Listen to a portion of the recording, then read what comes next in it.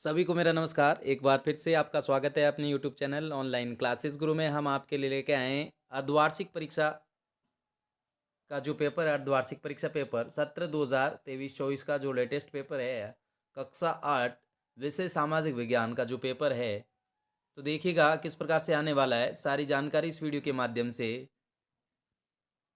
तो यहाँ पर ये निर्देश दे रखे हैं, देखिएगा आप सभी प्रश्न करने अनिवार्य हैं और सभी प्रश्नों के उत्तर उत्तर पुस्तिका में लिखे।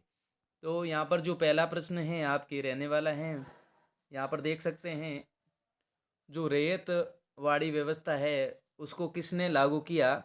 चार्ल्स कॉर्नवालिस ने, होल्ट मैकेंजी ने, एलेक्जेंडर रीड ने या टॉमस मुनरो ने।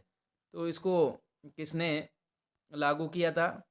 तो इसका सही उत्तर हो जाएगा टॉमस मुनरो ने रैयत वाड़ी व्यवस्था को लागू किया था। नेक्स्ट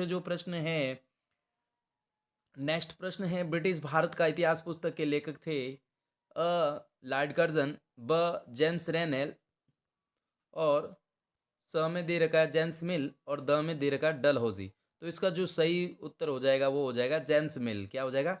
जेम्स मिल। नेक्स्ट प्रश्न देखिएगा, तीसरा प्रश्न है भारत का अंतिम शक्तिशाली मुगल बादशाह था। भारत का अंतिम शक्तिशाली मुगल बादशाह था औरंगजेब, अकबर, शाहजहां, बहादुर शाह जफर। तो इसका सही उत्तर आपको करना है, इसका सही उत्तर हो जाएगा औरंगजेब। क्या हो जाएगा? औरंगजेब। नेक्स्ट प्रश्न देखिएगा, नेक्स्ट प्रश्न है 4 नंबर पे है अवध रियासत को अंग्रेजों द्वारा कब्जे में कब लिया गया? तो इसका ऑप्शन है सन 1850 में, 1848 में और 1856 में, 1800 यहाँ पर 48 और यहाँ पर सन 1824 में। तो इसका सही उत्तर हो जाएगा ब हो जाएगा 1856 में। फिर नेक्स्ट प्रश्न है रिक्त स्थानों की पूर्ति कीजिए। तो यहाँ पर देखिएगा रिक्त स्थानों की पूर्ति कीजिए प्रश्न है, रिक्त स्थानों की पूर्ति कीजिए। प्रश्न 5 में आपको झूम खेती के में बीज बोने के तरीकों को रिक्त स्थान क्या कहा जाता? छित्राना कहा जाता। क्या कहा जाता? छित्राना। फिर अंग्रेजों ने आदिवासियों को के रूप में वर्णित किया, जंगली या बब्बर? तो किसमें? फिर नेक्स्ट है 7वां प्रश्न है असम रिक्त स्थान और बिहार रिक्त स्थान में काम करने के लिए आदिवासी को जाने लगे। तो इसमें हो जाएगा एक बागान हो जाएगा, इसमें आपको लिखना बागान, इसमें हो जाएगा बागान, असम में बागान हो जाएगा और इसमें बिहार में हो जाएगा आपके खदानों में। इसमें हो जाएगा खदानों में, इसमें हो जाएगा खदानों में और इसमें हो जाएगा किस में हो जाएगा? इसमें हो जाएगा बागान में। फिर नेक्स्ट प्रश्न देखिएगा, 8वां प्रश्न है मध्य भारत में ब्रिटिश भूमि बंदोबस्त के अंतर्गत आदिवासी मुखिया को भूमि स्वामित्व मिल गया। क्या मिल गया? भूमि स्वामित्व। तो यहाँ पर ये जो भूमि है इसमें लिखना है। फिर नेक्स्ट देखिएगा, नेक्स्ट प्रश्न है निम्न प्रश्नों के उत्तर लिखिएगा। तो यहाँ पर देखिएगा ये वैश्य व शूद्र किसे कहा जाता है? तो व्यापार व आदि से जुड़ी जातियों को वैश्य व काश्तकार, बुनकर तथा कुम्हार को शूद्र कहा जाता था। फिर नेक्स्ट प्रश्न है 10वां प्रश्न है एशियाटिक सोसाइटी ऑफ बंगाल का गठन किसने किया? तो जॉन्स ने हेनरी टॉमस कॉल ब्रुक वी वी नेथेलियन हॉलैंड के साथ मिलकर इसका किया था। फिर नेक्स्ट है 11वां प्रश्न है 1940 के मुस्लिम लीग के प्रस्ताव में क्या मांग की गई थी? तो इस प्रस्ताव में देश के पश्चिम, उत्तर पूर्वी व क्षेत्र के मुसलमानों के लिए स्वायत्त स्वतंत्र राज्यों की मांग की गई थी और इसमें उपमहाद्वीप के मुसलमान के लिए स्वायत्त व्यवस्था की मांग की। क्या की? स्वायत्त व्यवस्था की मांग की।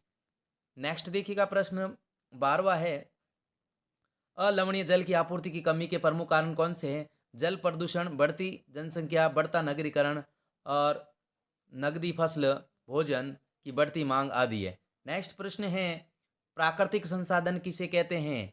तो इसका उत्तर करेंगे वे संसाधन जो प्रकृति से प्राप्त होते हैं वह अधिक संशोधन के बिना उपयोग में ले जाते हैं, प्राकृतिक संसाधन कहलाते हैं। फिर नेक्स्ट प्रश्न है भारत में कृषि का महत्व बताइए। तो इसका उत्तर करेंगे आप, तो इसका उत्तर करना है भारत एक कृषि प्रधान देश है, यहाँ की 2/3 जनसंख्या कृषि और इससे संबंधित कार्य में संलग्न है। भारत सकल घरेलू उत्पाद में 26% योगदान कृषि का है। यह देश को खाद्य सुरक्षा तथा कई उद्योगों को कच्चा माल उपलब्ध कराती है।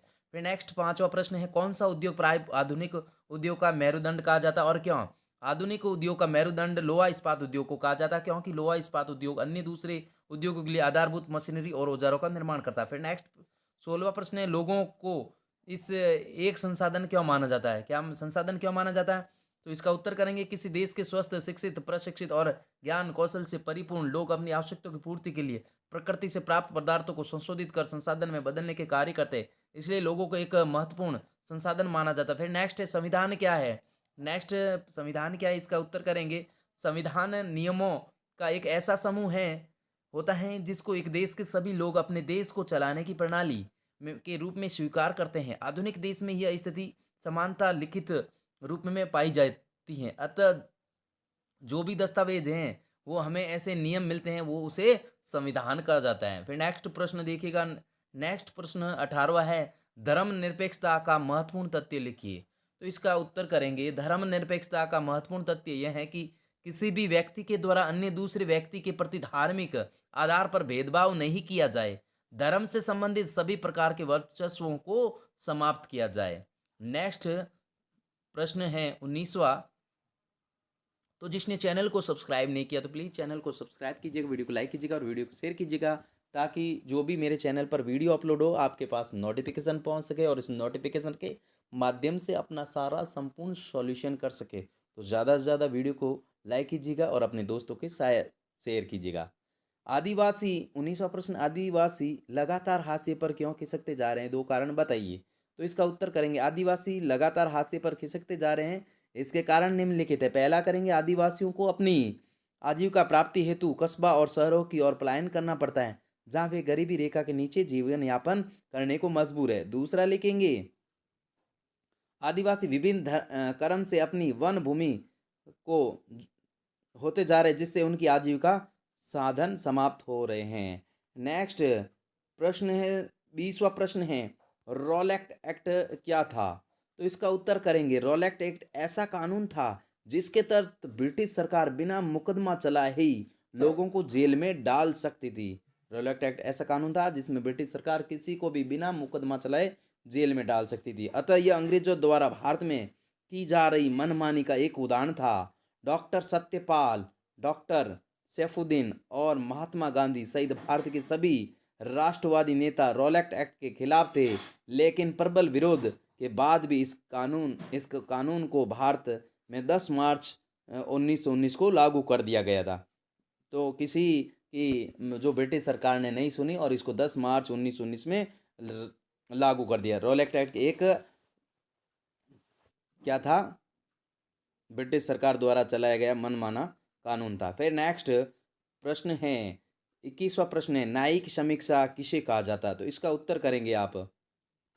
इसका उत्तर करेंगे संसद द्वारा पारित किया गया कोई कानून संविधान के आधारभूत ढांचे को अलग करता है तो वह उसे कानून को रद्द कर सकती है और इसे न्यायिक समीक्षा कहा जाता है। फिर नेक्स्ट है हुडा सम्मेलन में क्या अहमदनामा तैयार किया गया? क्या किया गया?